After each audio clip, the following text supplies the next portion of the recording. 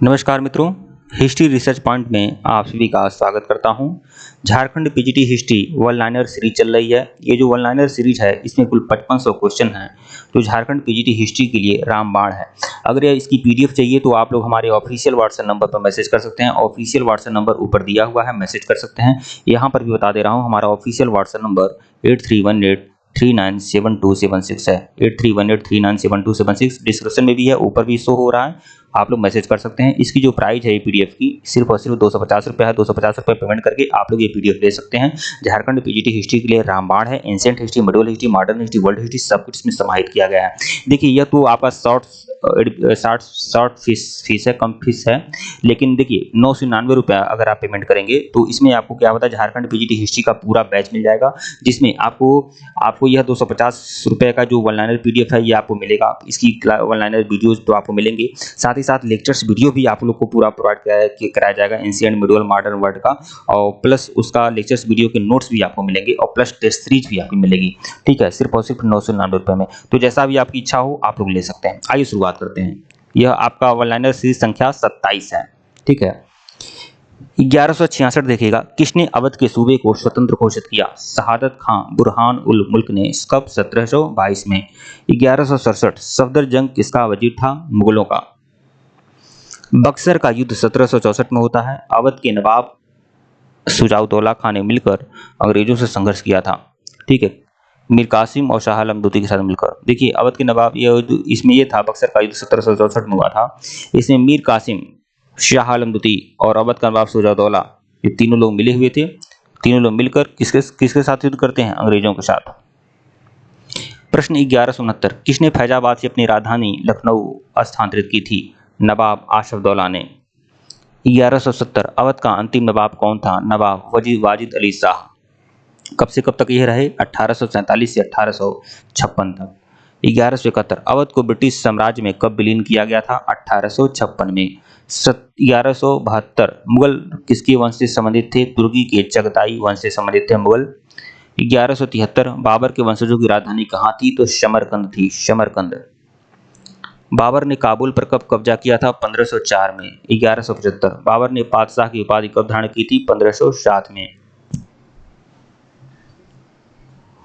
1176 देखिएगा, मुगल वंश की नींव किसने रखी है? तो बाबर ने।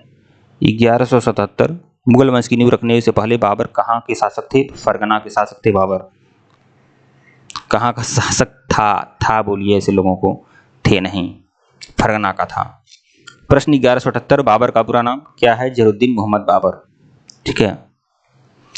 प्रश्न 1179 बाबर का जन्म कब और कहाँ हुआ था? तो 24 फरवरी 1483 को फरगना में हुआ था। देखिए, दरअसल मैं इसलिए बोला हूँ, मैंने एनसीईआरटी की कुछ पुस्तकों में मैंने चैप्टर में देखा हुआ है। मैंने एनसीईआरटी की बुक मैंने देखा हुआ है जो गवर्नमेंट के द्वारा प्रकाशित और वितरित होती है। एक जगह था है, एक जगह थे है। था किसके लिए? महाराणा प्रताप के लिए था। ठीक है, और अकबर के लिए थे। इस तरह बातें मैंने देखी है। हालांकि अकबर को मैं बहुत ही उदारवादी शासक मानता हूं, उन्हें कोई दिक्कत नहीं है, लेकिन ठीक है, आइए शुरुआत करता हूं। बाबर का जन्म कब और कहाँ हुआ था? 24 फरवरी 1483 को फरगना में हुआ था। 1180 बाबर भारत पर पहला आक्रमण किसके विरुद्ध किया था? यूसुफजाइयों के विरुद्ध 1519 में। ठीक है। 1181 देखिएगा, बाबर का पहला महत्वपूर्ण आक्रमण कब माना जाता है? 1526 में। 1182 बाबर के पिता का नाम क्या था? उमर शेख मिर्जा।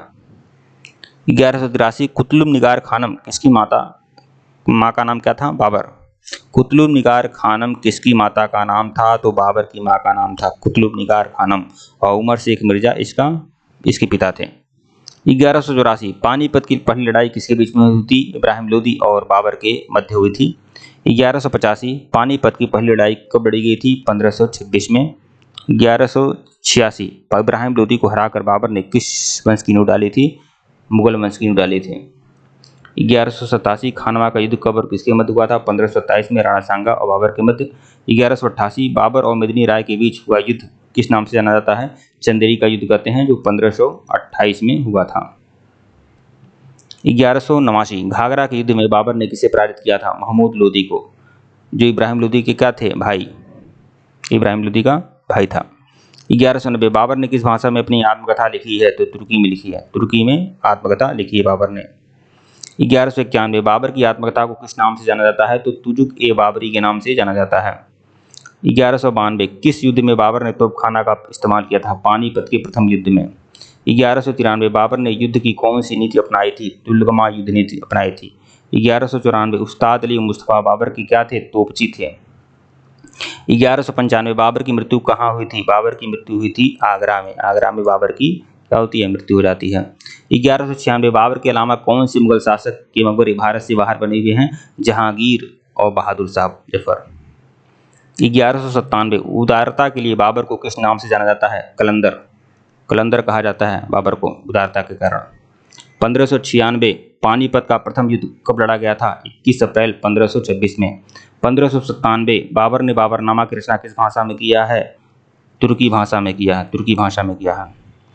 1598 किस वर्ष जॉन सुरमन के नेतृत्व में ब्रिटिश दूत मंडल व्यापारिक रियायतों प्राप्त करने के उद्देश्य से मुगल सम्राट फर्रुखसियार के दरबार में पहुंचा था? 1717 में। एक बात और आप लोगों से कहूंगा, टेलीग्राम बिल्कुल ज्वाइन करिएगा। टेलीग्राम पे मैं मॉक टेस्ट अब लाने वाला हूं। अब बहुत हो गया, टेलीग्राम पर मॉक टेस्ट आपका आएगा और सबके लिए मॉक टेस्ट है, तो आप सभी लोग टेलीग्राम बिल्कुल ज्वाइन करिएगा। लिंक डिस्क्रिप्शन में दिया गया है, बिल्कुल ज्वाइन कर लीजिए। इतनी सारी बातें बतानी रहती है कि मैं एक साथ में बहुत सारी बातें नहीं बता पाता हूँ। अपने मटेरियल के बारे में भी रहता है, फिर टेलीग्राम भी रहता है। मैं सोचता हूँ कि कम से कम 2 से 3 मिनट कहीं वीडियो के प्रारंभ में ये सब ना निकल जाए, ठीक है। 1599 लाल कुंवर नाम की वेश्या किस मुगल सम्राट के राजकाज में अति प्रभावशाली थी? बहादुर शाह प्रथम के, ठीक है। प्रश्न 1600 किस वर्ष अंग्रेजों ने मुगल सम्राट से बंगाल में निःशुल्क व्यापार करने का फरमान प्राप्त किया था? 1717 में।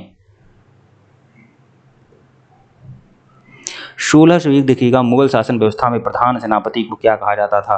प्रधान सेनापति जो था उसे क्या कहा जाता था मुगल सेना में? मीर बख्शी।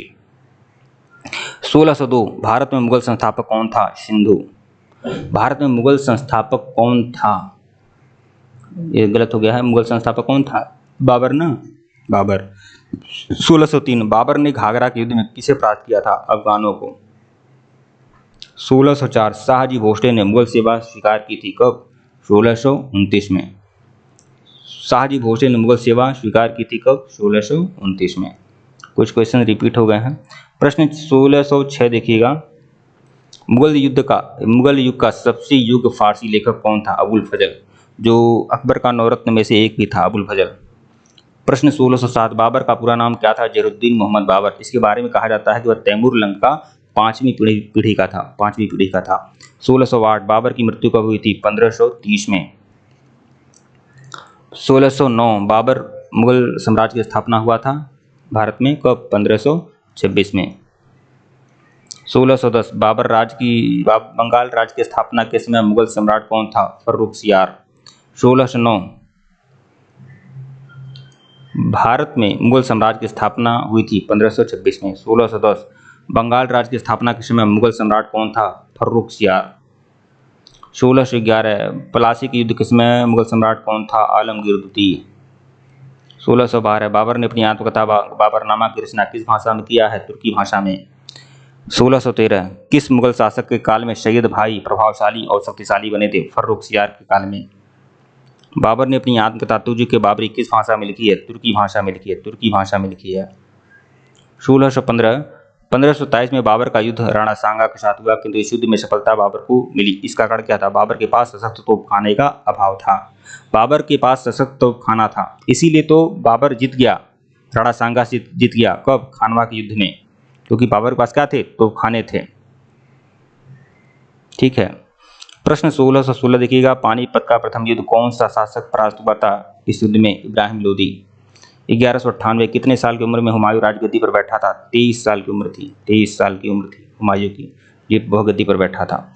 1199 दिल्ली की गद्दी पर बैठने से पहले हुमायूं कहाँ का सूबेदार था? बदख्शा का सूबेदार था हुमायूं। 1200 हुमायूं का पूरा नाम क्या था? नसरुद्दीन मोहम्मद हुमायूं। 1201 दिल्ली के नज़दीक हुमायूं ने किस नगर की स्थापना की थी? तीन पनाह नगर की स्थापना हुमायूं ने किया था, दिल्ली के निकट। 1202 देखिएगा, चौसा का युद्ध किसके बीच में हुआ था? शेरशाह सूरी और हुमायूं के मध्य। शेरशाह सूरी और हुमायूं के मध्य चौसा का युद्ध हुआ था। 1203 चौसा के युद्ध में किसकी पराजय हुई थी? हुमायूं की पराजय हुई थी। 1204 चौसा का युद्ध कब हुआ था? 1539। किस युद्ध में हारने के बाद हुमायूं को भारत से बाहर शरण लेनी पड़ी थी? तो कन्नौज एवं बिलग्राम का युद्ध, जो हुआ था कब? 1540 में। ठीक है मित्रों, वीडियो को लाइक और चैनल को सब्सक्राइब करेगा। टेलीग्राम बिल्कुल ज्वाइन करेगा, लिंक डिस्क्रिप्शन में दिया गया है। अगर इसके पहले का वीडियो नहीं देखे हैं तो प्लेलिस्ट में जाइएगा, Jharkhand PGT history one liner के नाम से प्लेलिस्ट बनी हुई है, प्लेलिस्ट में जाइएगा और सभी वीडियो देखिएगा। ये 5500 क्वेश्चन की सीरीज अगर आप चाहते हैं तो आप लोग हमारे ऑफिशियल व्हाट्सएप नंबर पर मैसेज कर लीजिएगा। 250 रुपये पेमेंट करके यह पीडीएफ आपको मिल जाएगा। 999 रुपये के कोर्स में आपको ancient history, middle history, modern history, world history संबंधित लेक्चर्स वीडियो मिलेंगे, उसके नोट्स मिलेंगे, टेस्ट सीरीज मिलेगी, टेस्ट सीरीज की पीडीएफ मिलेगी और मॉक टेस्ट भी होगा, बहुत कुछ मिलेगा। तो 999 रुपये का कोर्स अगर आप लेना चाहें तब भी आप मैसेज कर सकते हैं, और 250 रुपये का ऑनलाइन पीडीएफ चाहते हैं तब भी ले सकते हैं। और टेलीग्राम पे मॉक टेस्ट फ्री है, टेलीग्राम का लिंक डिस्क्रिप्शन में है। टेलीग्राम आप सभी लोगों से रिक्वेस्ट है, टेलीग्राम तुरंत ज्वाइन करिएगा। धन्यवाद आप लोग को।